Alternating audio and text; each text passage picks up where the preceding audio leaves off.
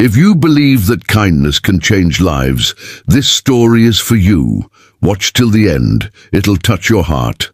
Don't forget to like, subscribe, and tell me where you're watching from. Every story begins with a small act. This one started with a free repair. Let's get started. Carter Hayes wiped the grease from his hands and glanced at the fading light outside the garage.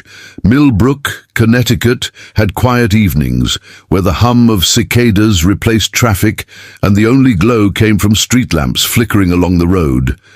He was locking up when he heard the faint sputter of an engine, struggling to breathe. Moments later, a black sedan coasted into the driveway, coughing smoke before dying completely. Carter sighed softly. Another long day wasn't over just yet. The driver's door opened slowly, and a woman stepped out. She was in her mid-30s, elegant but clearly shaken. Her hands gripped the steering wheel before she finally exhaled, as if she'd been holding her breath for miles.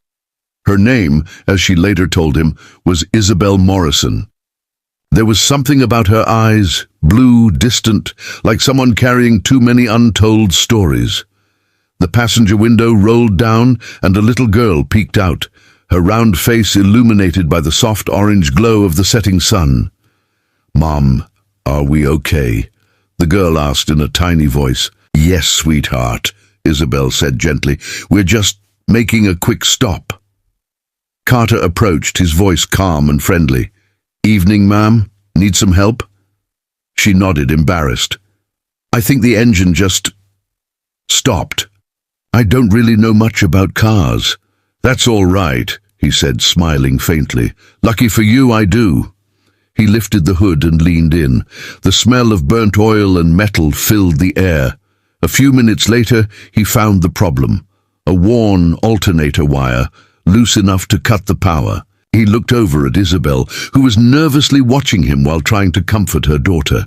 Something in her posture spoke of exhaustion, not just from travel, but from life itself. "You've been driving a long way?" Carter asked casually, checking the belt tension. She hesitated before nodding. "Yes, from New York." "That's quite a trip," he said, not pressing further. "This should be an easy fix." The rain started just as he began tightening the connections. It wasn't heavy yet, just a light drizzle tapping on the car's metal. Carter didn't mind the weather. It was quiet company. Isabel stood by, clutching her coat around her.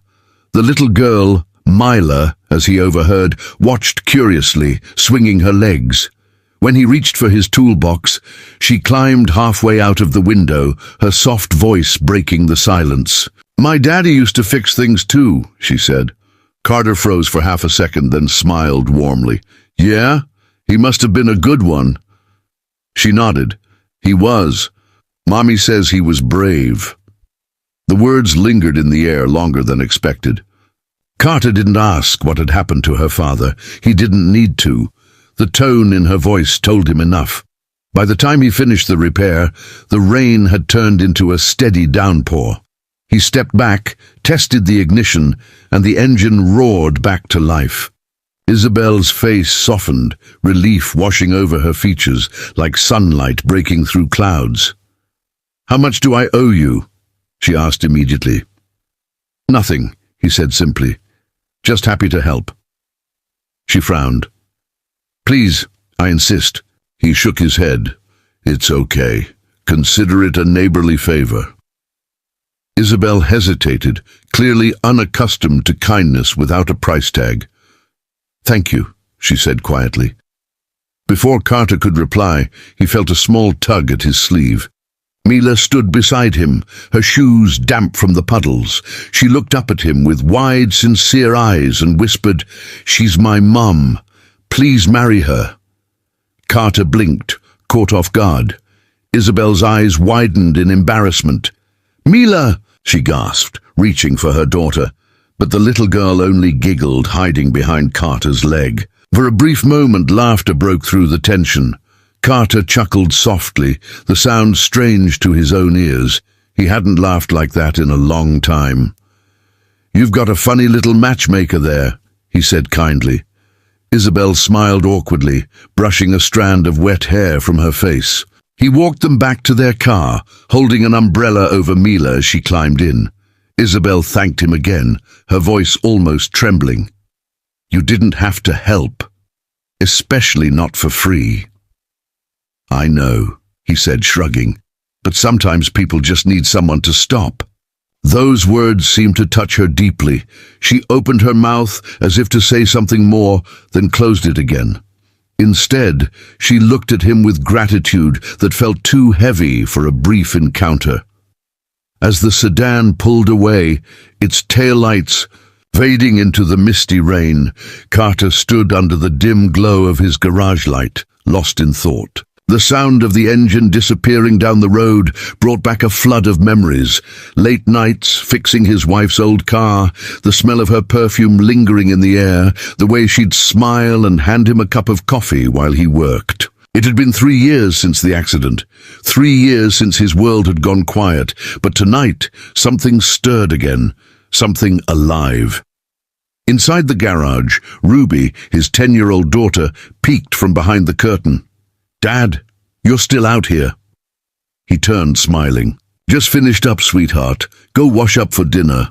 She eyed the wet footprints leading inside. "You helped someone again, didn't you?" Carter nodded softly. "Yeah, just a mom and her little girl." Ruby smiled knowingly. "You always help people, even when you say you won't." He laughed gently. "Guess I'm bad at saying no." That night, as the rain drummed against the roof, Carter sat by the window with a cup of coffee, staring at the empty road. Something about that woman's eyes wouldn't leave his mind.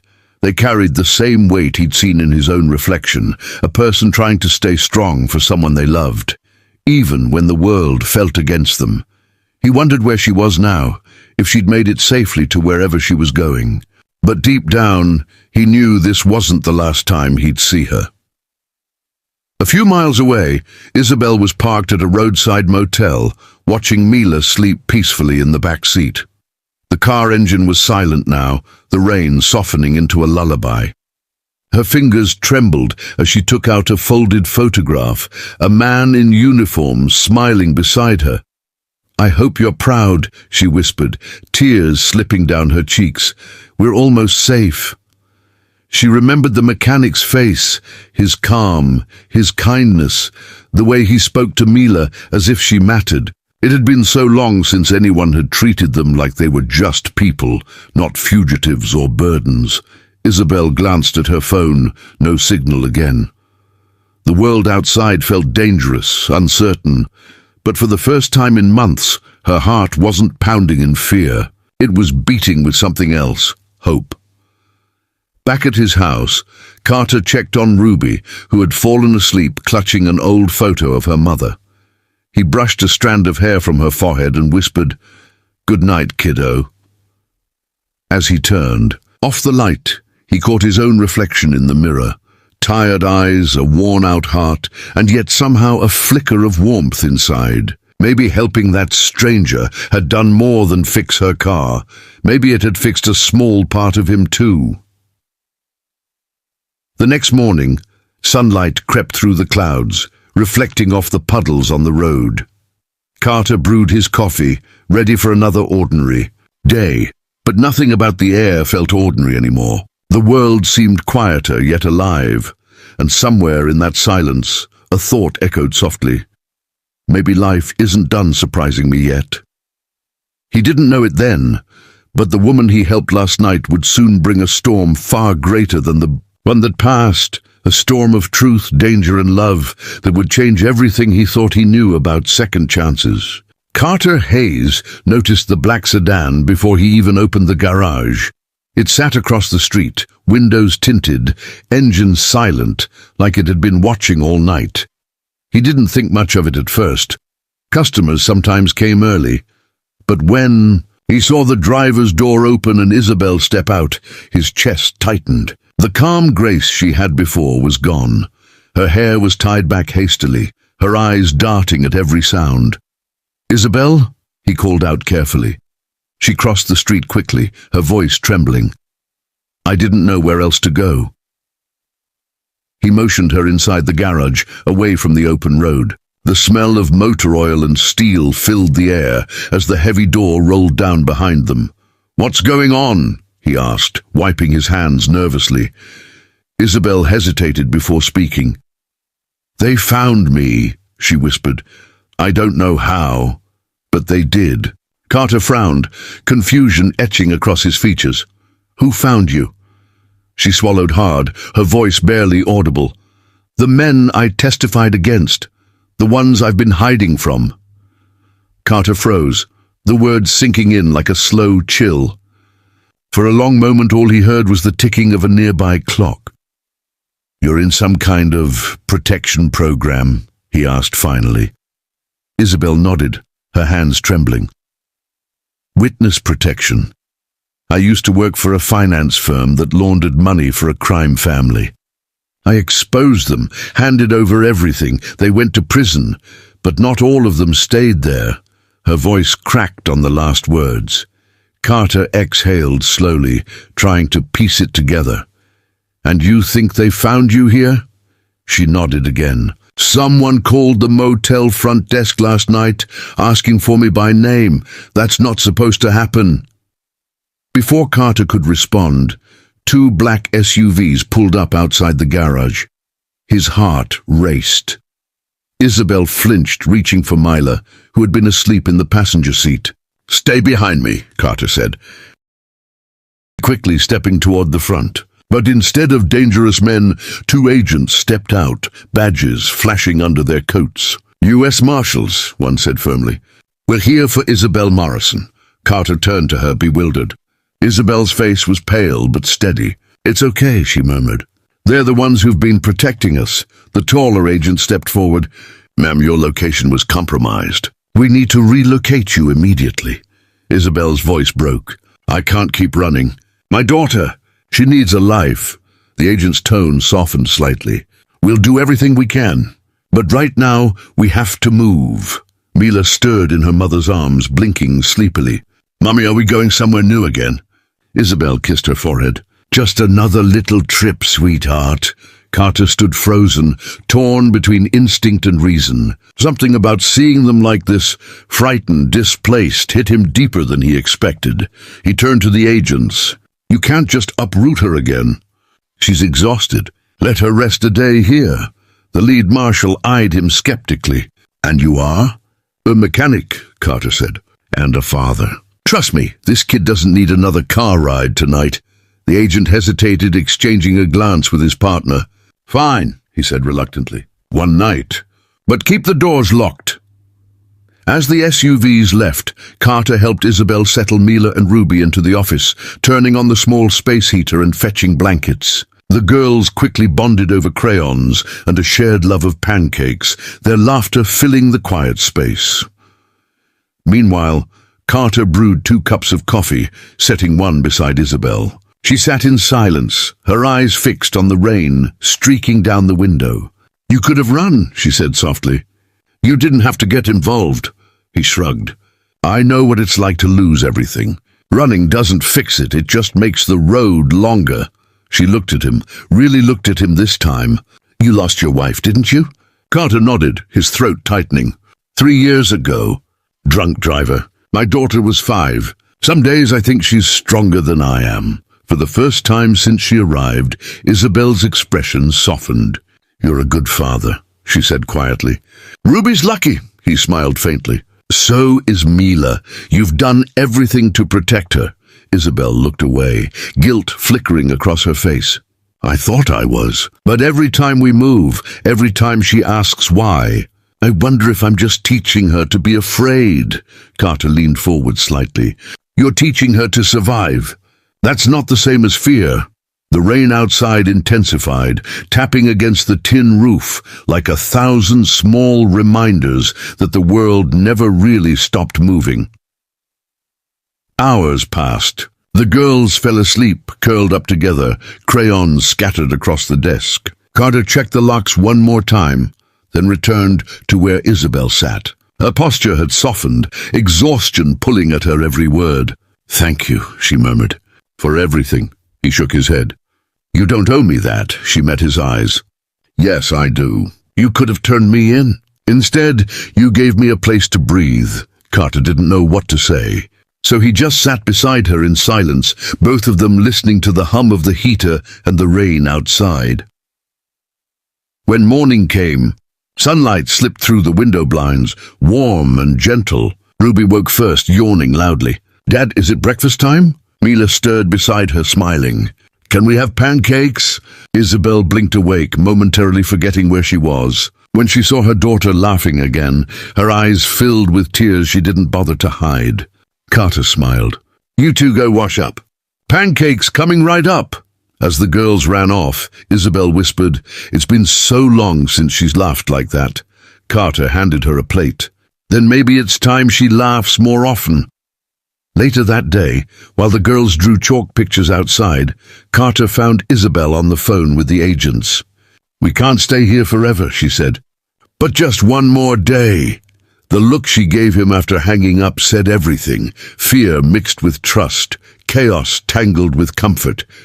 "They'll relocate us tomorrow," she murmured. "Different names again. New lives." Carter exhaled, setting down his wrench. "You sound like you've done this before." Isabel laughed bitterly.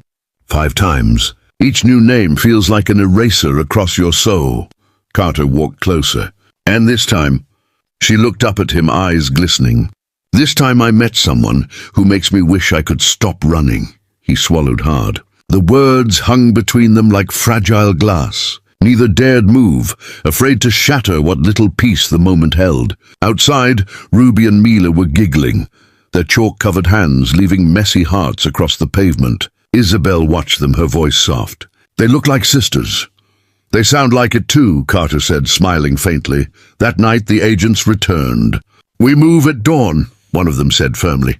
Isabel nodded, resigned. Carter tried to stay calm for Ruby's sake, but the thought of them leaving left a hollow ache in his chest. Isabel packed her small bag, carefully folding Mila's sweater. "You'll be okay," she said, more to herself than to him. He reached for her hand. "If you ever need a place, you know where to find me." She squeezed his hand briefly, her eyes saying what words couldn't. "I wish I could stay," she whispered. When dawn came, the girls hugged each other tightly. Ruby handed Mila one of her toy cars. "So you don't forget me," she said. Mila smiled shyly. "I won't."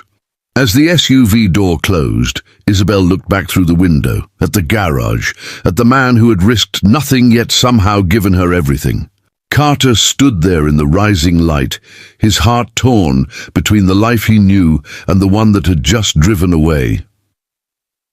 When the road was empty again, the garage felt unbearably quiet.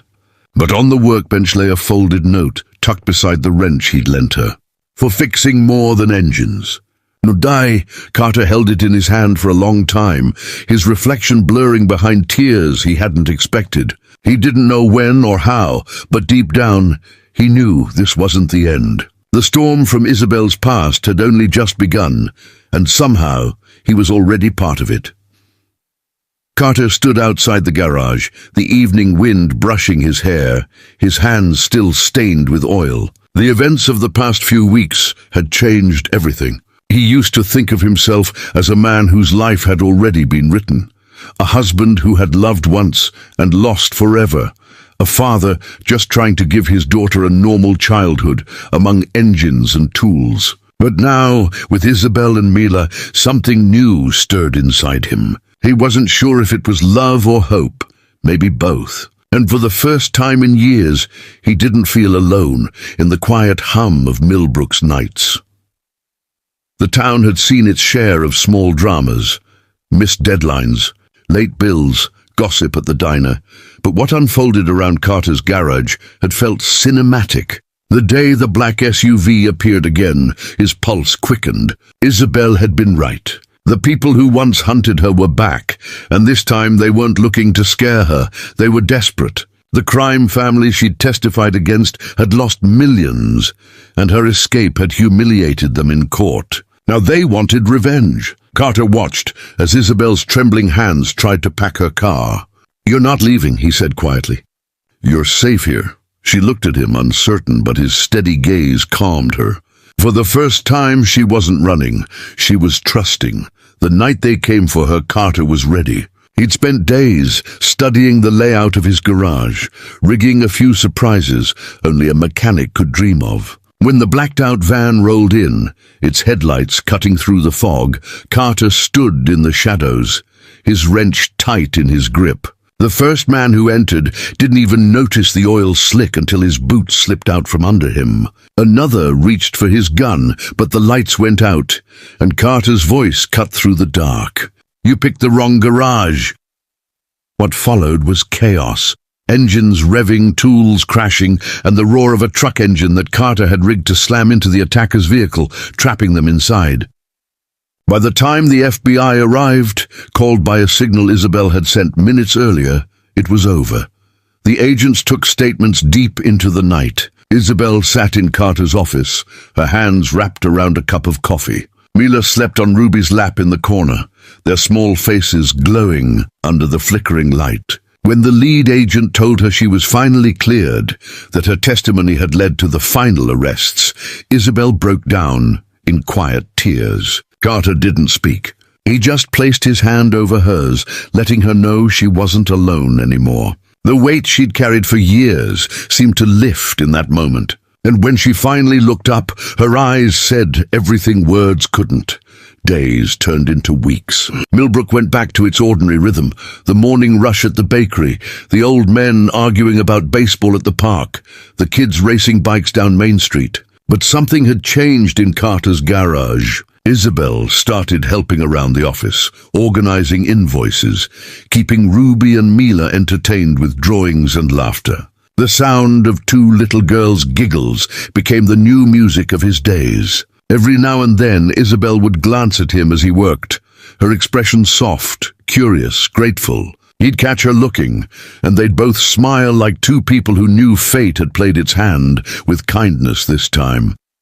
One evening, as the sun painted the town in gold, Carter closed the hood of a finished car and wiped his hands on a rag. He turned to find Mila standing there, holding a flower she'd picked from the side of the road. "Mom says you can stay with us forever," she said proudly, her voice filled with the certainty only children have. Carter froze, his heart caught between laughter and tears. Isabel stood a few feet away, watching with that same calm strength he'd come to love. "She's got a habit of speaking the truth," Isabel said softly. "Do you believe her?" Carter looked at Ruby, who was running toward them with grease on her cheek, her eyes sparkling in the sunset. "Yeah," he said finally. "I think I do." Isabel wheeled closer, and for a moment the world around them seemed to fade, the smell of oil and gasoline replaced by something warmer, something alive. Carter took her hand, rough from years of fear and work, and said, "Maybe it's time I start fixing hearts instead of cars." Isabel smiled, tears glistening in her eyes. "Then let's start with mine." That night, as the garage lights dimmed and the stars appeared one by one, Carter sat on the porch with Ruby asleep beside him. Inside, Isabel tucked Mila into bed, whispering a lullaby.